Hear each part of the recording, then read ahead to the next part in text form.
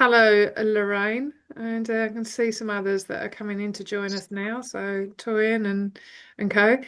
Um, and oh, Chi Chi, that's a lovely little name, Chi Chi. So, well, tonight we have a really mixed bag of individuals from all over the globe, which is really lovely because it means that we get different perceptions and different ideas, different thoughts, different challenges, and all those kind of things. And in some cases, many challenges that are exactly the same. So, what I'm going to invite everybody to do from the beginning, just for the moment, is go on to silent for the beginning. But obviously, you will be invited, to share some thoughts. But it just means that if there's any background noise, it doesn't affect or interrupt any of the conversation that's going on. And I and for those of you that are not in the WhatsApp group yet, feel free to join. I do have a link that I will share with you. Now, the WhatsApp group is our Thrive Beyond Boundaries inner circle. And for everybody this week, you are invited to join it for the duration of the challenge. And it means that you can share some of your um, wins, challenges, questions, experiences, just be part of a community. So I'm going to put that in the WhatsApp chat, in the Zoom messaging, and hopefully everybody can see that.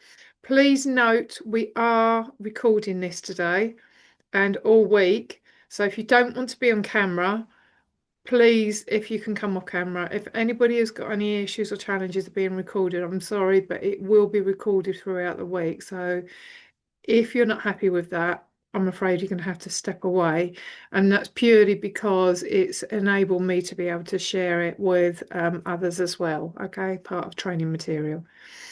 But hopefully that's okay with everybody.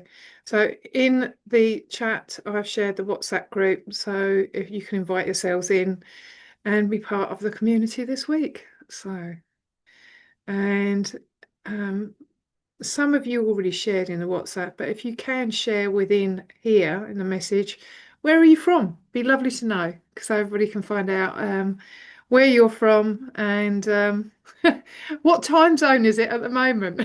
Because I'm sure there's some that are quite late and some that are very early. So, and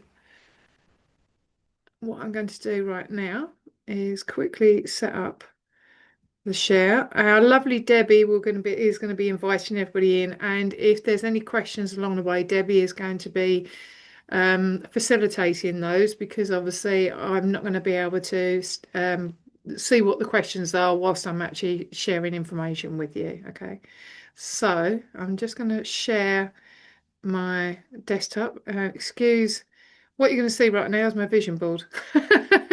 So, which Lorraine is going to be full party to because she knows exactly why I do it. So, okay. Can you see my desktop okay, everybody? Excellent. Right. And okay.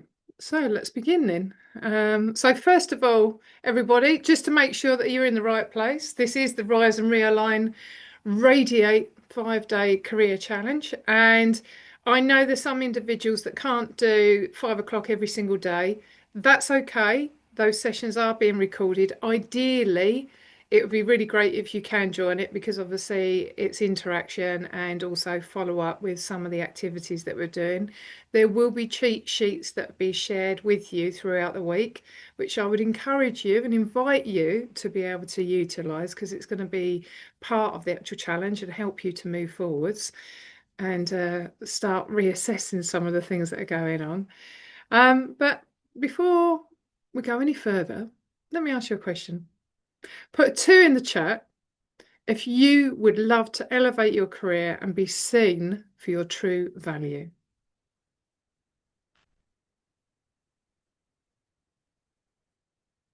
Okay. And hopefully that's going into the chat okay, Debbie, because I can't see at the moment. So, and as well as that, let's put a 4 in the chat if you'd like to achieve this while staying aligned, energized, and in control. So thankfully that means that you're all in the right place. So, which is great. They all are. Definitely. So before we go any further, I'm not going to go into loads of detail about all of my background. I think the most essential thing that you need to know right now is why is it that I'm doing what I'm doing? Now, I was in the corporate world for over 23 years, over 2 decades. And as you can imagine, in the manufacturing environment, which is a predominantly male-oriented environment, there was lots of, let's just say, traps that I fell into in the corporate world as I was going up the ladder. And I did become a director, and I was there for quite a few years in that specific role. And as a result of me actually falling into many of the traps, I suffered huge burnout in 2020.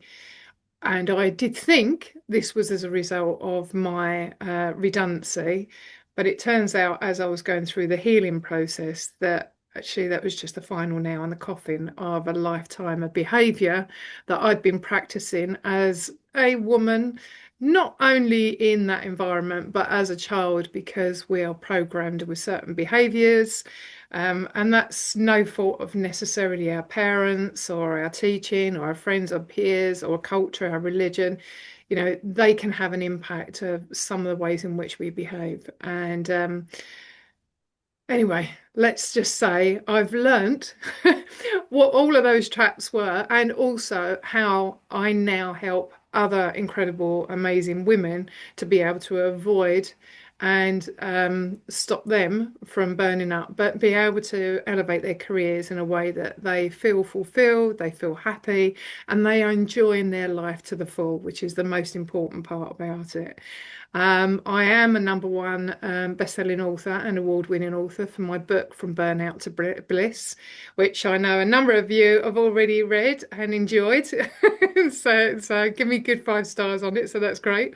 And one of the things that my clients get to experience within the Thrive Beyond Boundaries Academy is that it's a space where women are able to step into their power, realign with their purpose, and elevate their careers with confidence, clarity, and authenticity.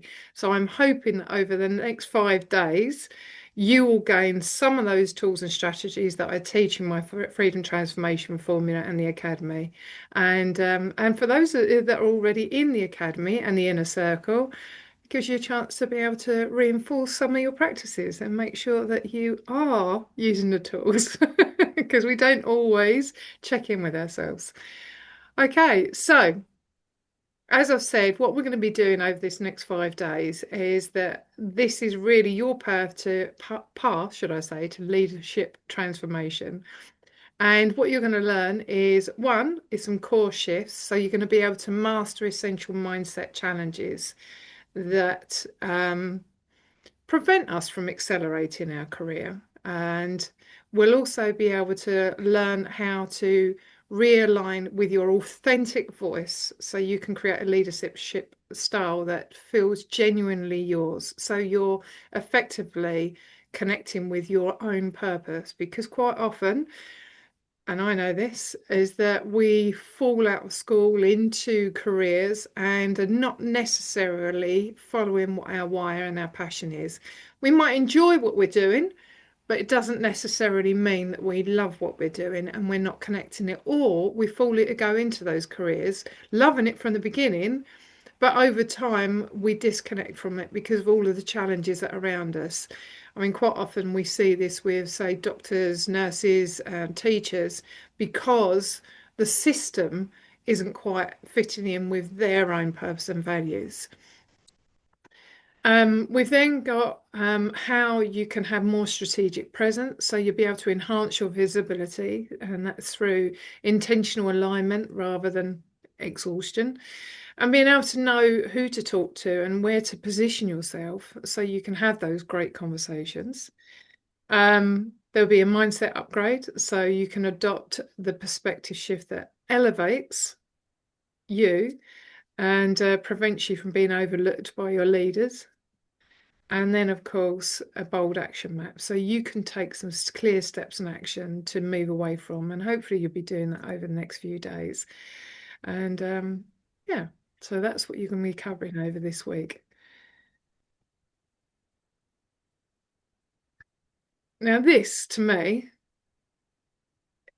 absolutely covers every single coaching program, every individual, anybody that I've spoken to. One of the biggest things that they need to learn is about awareness. Awareness is power, because when you start understanding what's going on with you, whether it's with your mind, your body, or Bethany, I'm going to Sophia. not quite sure who that is, could you go into silent, please, my lovely? Sorry. That's okay, no worries. Is there a question in there? Right. Right. Yeah, the problem is that when we don't have that alignment with ourselves, then that's when we quite often don't recognize that we're feeling stressed, and we're not able to spot the stress before it starts to sabotage you. Now, I don't usually use the phrase sabotage because I don't like people saying self-sabotage, because at the end of the day, no one intentionally tries to sabotage themselves. So I quite often refer to it as self-soothing. So when we're maybe drinking too much or eating too much, or in some cases, individuals taking substances that are not going to be beneficial to them. But in this case, it's where stress is sabotaging you before you even realize it. So I hope that's something that you're going to get this week, because it would be really, really powerful. And that's what this week is mostly about, is creating awareness. So the problem I quite often see is that as leaders, we are often in autopilot. And by the way, when I talk about as leaders, I don't just mean in our professional lives, I also mean in our personal lives, because even as parents and friends and all those kinds, quite often we're playing the role as leaders if you're that type of character, and it means that you're on autopilot. But what does that actually mean? What does autopilot look like for amazing women that you all are? Is effectively you're running on empty. You're operating without reflection. You're driven purely by urgency, routine, external expectations. So you're essentially a human doing rather than being a human being. And it means that you're not present, you're not aware, you're not focused on what's going on around you and inside you. And that problem with that is that when you're doing all of the time, you're also on like high adrenaline, you get anxiety, that's where the stress kicks in, and you lose your focus and your clarity. Another one that I'm sure many of you will recognize. In fact, I'm going to invite you to put a yes in the chat if this is something that you recognize, that you say yes when you mean no, and you're feeling responsible for everything and everyone. Is that something you recognize? If you do, put a yes in the chat. Yeah. And I'm sure that's something that you're quite common with. And the other one, that you're reacting versus responding. And what I mean by this is you're making decisions from a place of overwhelm rather than intentional choice. And when I talk about reaction, so say for instance, someone has said something to you and you immediately react and you spurt something out, or you make a knee-jerk response to it, or you get angry and your stress levels get high. When you respond to something, it means that you're coming from a place of logic and control. And quite often, when something is said or something's done and it doesn't feel right to you, the important part is learning to be able to just pause and stop for a moment. And when we pause and stop for a moment, it gives us time to reflect. It gives us time to just breathe for one moment, which then helps us to clear our mind. And then we then come from a space of clarity, and we're 100% in control rather than out of control. So why does reset matter? Well, I've already mentioned this already. Reset, one of the big things that I often find with women, particularly women that are in high achieving roles within a corporate environment or, like a busy job role, is that they don't recognize the hidden effect that stress can have both on our mental and our physical health. And when we learn to pause, it helps us to reconnect with our own needs and our own priorities. It also helps us to be able to understand, identify what's triggering your leadership in overdrive. You're able to pinpoint what's actually going on and understand and listen to it. And then the other thing is that you're able to lead and operate from calm intention instead of that chaotic reaction. So, like I've just turned around and said, from instead of being in that reactive mode, that you're in a respond mode, and then you're in 100% control. And when you're in 100% control, it means that you're able to make good decisions and show up as the leader that you really are. Now, the reason why I'm saying this, I know myself when I used to be in that corporate environment, particularly when I was in my leadership group. Now, I was one of 13, so I was one female. The rest were men in the as a director in my leadership team. And one of the things that used to happen quite frequently, and I know somebody else is going to recognise this because we were talking about it last week, is that I would have this great idea, really good idea. And when I tried to explain it, I got blank looks. I then explain it in another way, I got blank looks. And then I would then draw it on a board, I'd get blank looks. So I described it in every approach that might actually sink into them. Nothing for half an hour. And then the guy next door to me would say, I've got a really great idea, explain exactly what it was I've just been saying for the last 30 minutes. And they'd go, that's a brilliant idea. So you can imagine from my perspective, I used to get really, let's just say frustrated. I reacted and I'd be like, what the hell? I've just been saying this for the last 30 minutes, which is truly frustrating. But one of the things that I've learned on reflection from myself is that what I could have done differently is been able to say, do you know what? Thank you ever so much for being able to describe what I've been trying to explain for the last 30 minutes. So you're recognizing the individual, so it's stroking their ego. And at the same time, you're recognizing that it was you that actually thought of that idea. So it's that pause and that reflection that enabled me to be able to let's change the approach and the way in which I was saying something. So I'm just wondering, just put a yes in the chat if some of those situations maybe you can recognize that sometimes your ideas are not being recognized as your own and somebody else is actually picking them up. This is yeah, I can see quite a few yeses there. Yeah, it's. I'm just trying to move that into my screen so I can actually see when you guys are, because it's hard not being able to see what's going on. So right, so the next step then. So one of the things that I'm going to be giving you this week is one of the activities that's going to help you to recognize your stress triggers, essentially.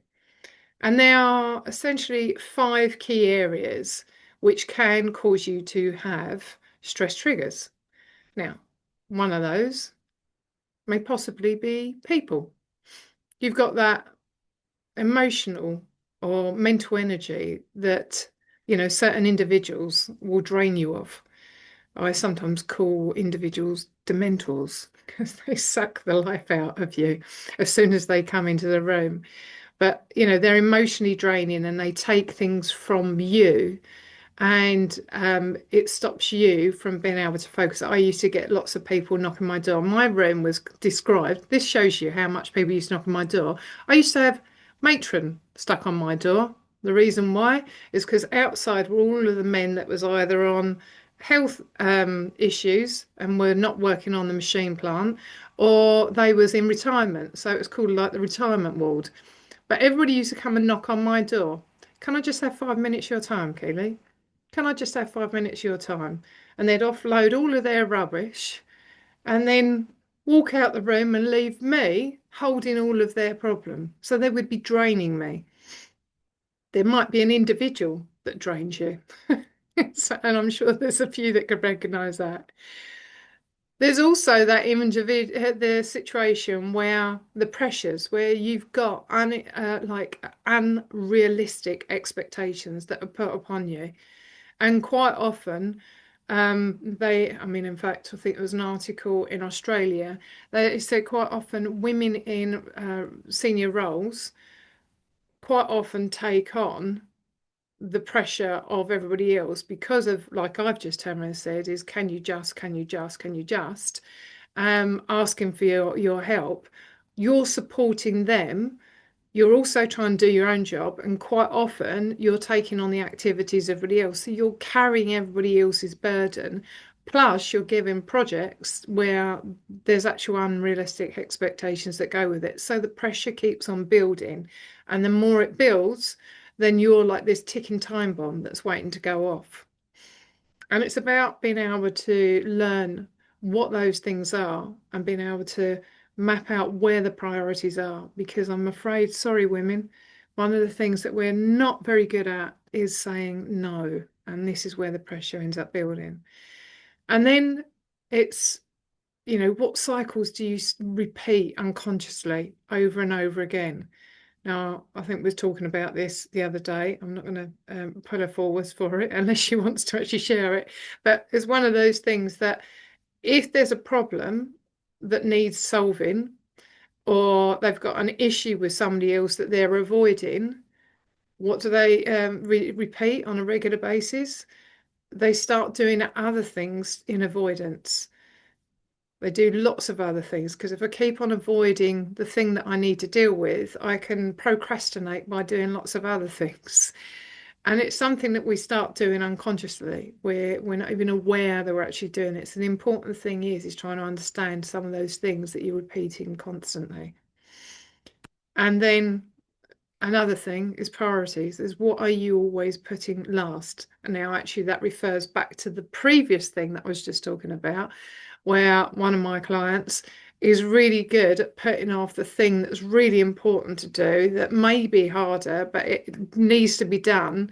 But if I do all of these other smaller jobs, then it then means that at least I look like I've got a tick list that's disappearing.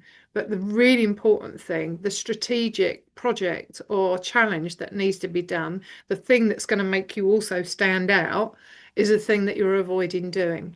Because it might mean that you've actually got to learn more or learn a new skill or something like that, or it just takes you out your comfort zone. And that's okay. But it's about, stepping forwards with those activities. And then I'm just going to ask a question here. Now, before I explain what I mean by that, how many within this group have an issue with perfectionism for themselves? Put a 3 in the chat if that's something that you recognize. Yeah, yeah, quite quickly. And the issue with that is that we set impossible standards for ourselves. Now, why do I know that? Because when I was in the corporate world, I used to always be going that extra mile and wanting absolute perfectionism.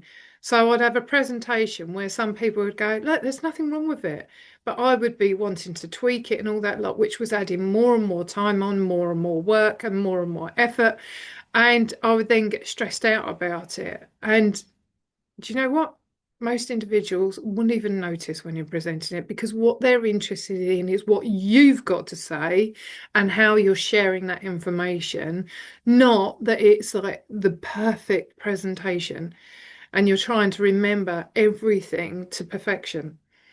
And the same thing maybe in our lives, whatever we do, we're setting ourselves impossible standards. And by the way, It is better to have imperfect perfection and take action than have absolute perfect perfection and no action. Okay. So it's like that 80-20 rule. So,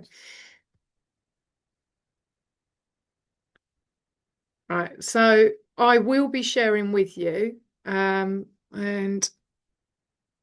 I will share it within this group, but I'll also share it within the WhatsApp chat for everybody that joins it, the actual document itself.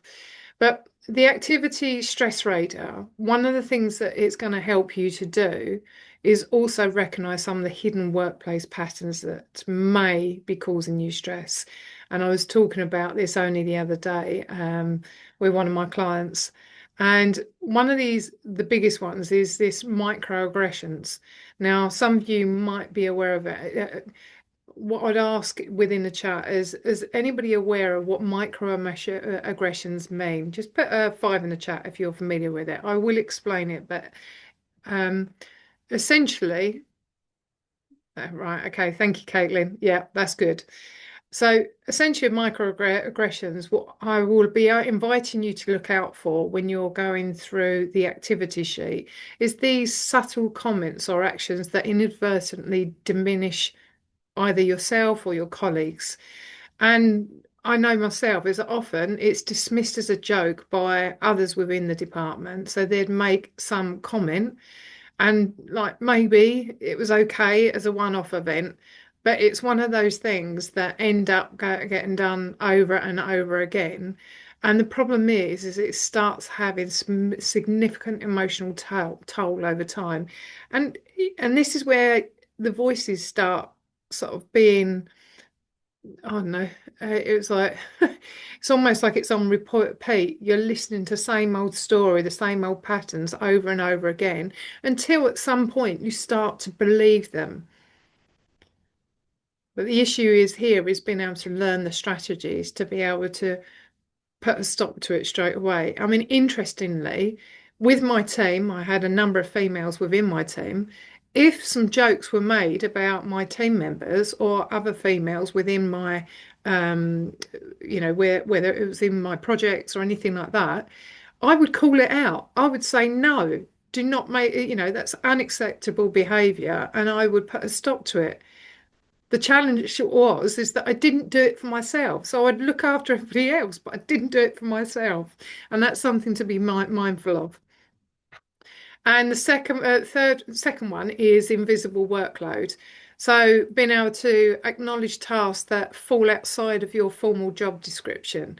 And that includes the emotional labour or the admin duties or the housekeeping responsibilities. Oh, and by the way, I would also bring this back to what you're doing in your own household as well, whether it's with your partner or your children and everything like that. There's quite often we end up with those additional tasks that we take up rather than it being a shared load. So it's just check in with those on the check sheet.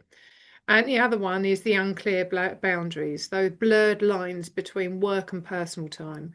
And these are things that manifest out after hours, doing emails in the evening or weekends, or those weekend requests, or those so-called urgent, non-urgent matters that seem to be urgent all of the time, even though that they shouldn't be.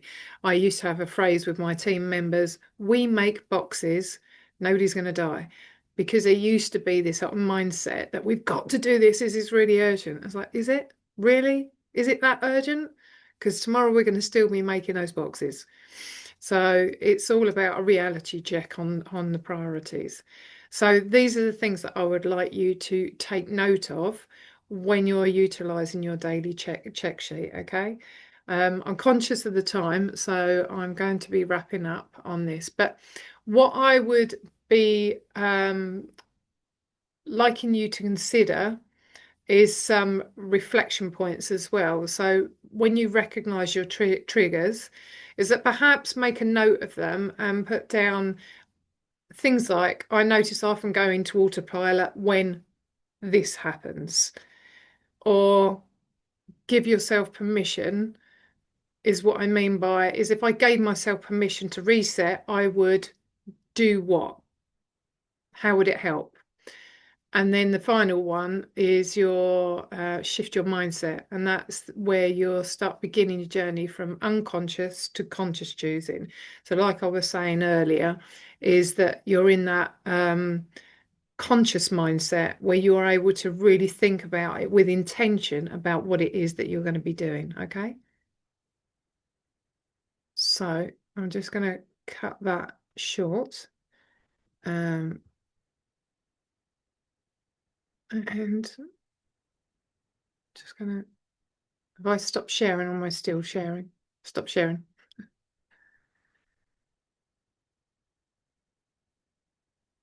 So what I'm going to share with all of you lovely ladies, um, whilst I'm actually about to share it, can you please let me know if anybody's got any thoughts before we finish off this evening,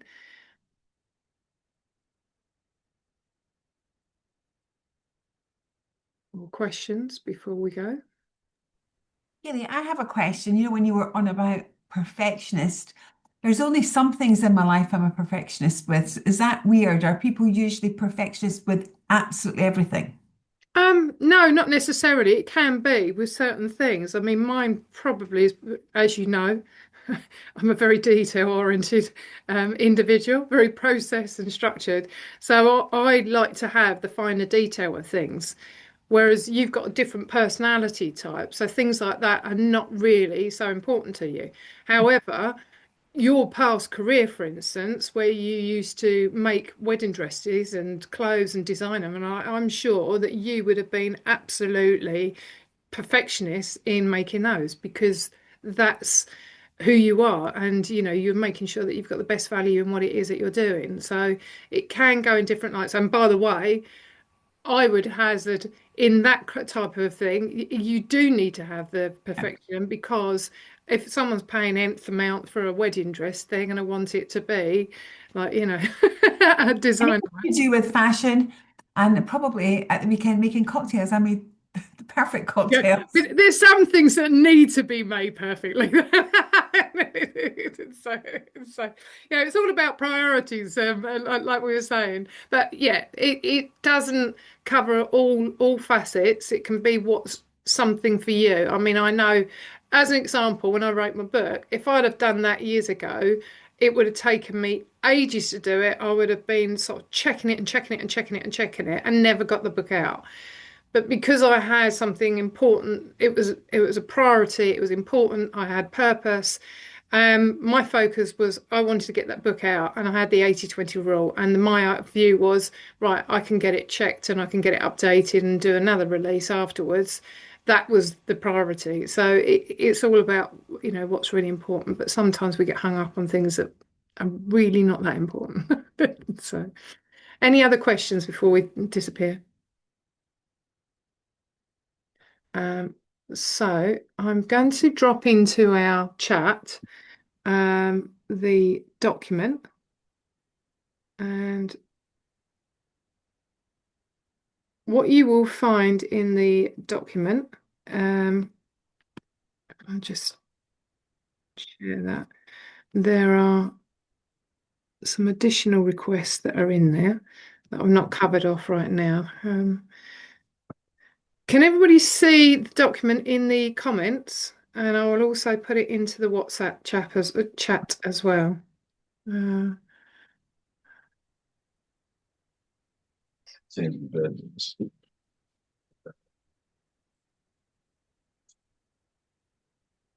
okay.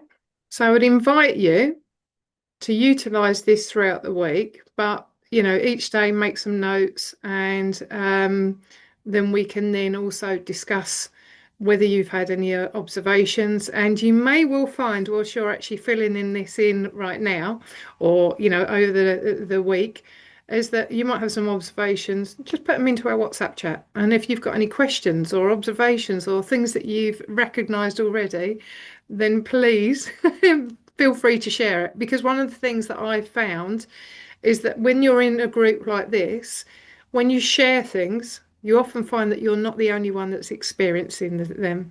And Christiana, I can't hear you. You're on silent, my lovely.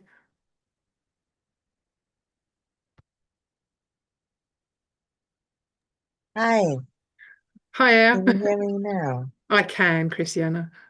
I think perhaps you were answering the question I wanted to ask because having given us examples of how we would represent or demonstrate the triggers we experience in our noticing of it and writing it down, I suppose that's what your PDF document would allow us to. Am I right? Yes, it will Sorry, do. I was distracted by my spouse. But it's okay. That's okay, no problem. Any other questions before we leave this evening? No? Well, thank you ever so much, ladies. And tomorrow night, we're going to be looking about how we can re-energize ourselves and why it's so important as leaders, not just in our work life, but in our personal lives. So, I hope you had a good session tonight, and I look forward to seeing you all over the rest of the week. And by the way, we will be recording this and sharing it with you. So if you miss anything, then at least I'm glad that you found that a good session, Vanessa. Thank you. Thanks, Evgenia, and thank you for being here. It's lovely.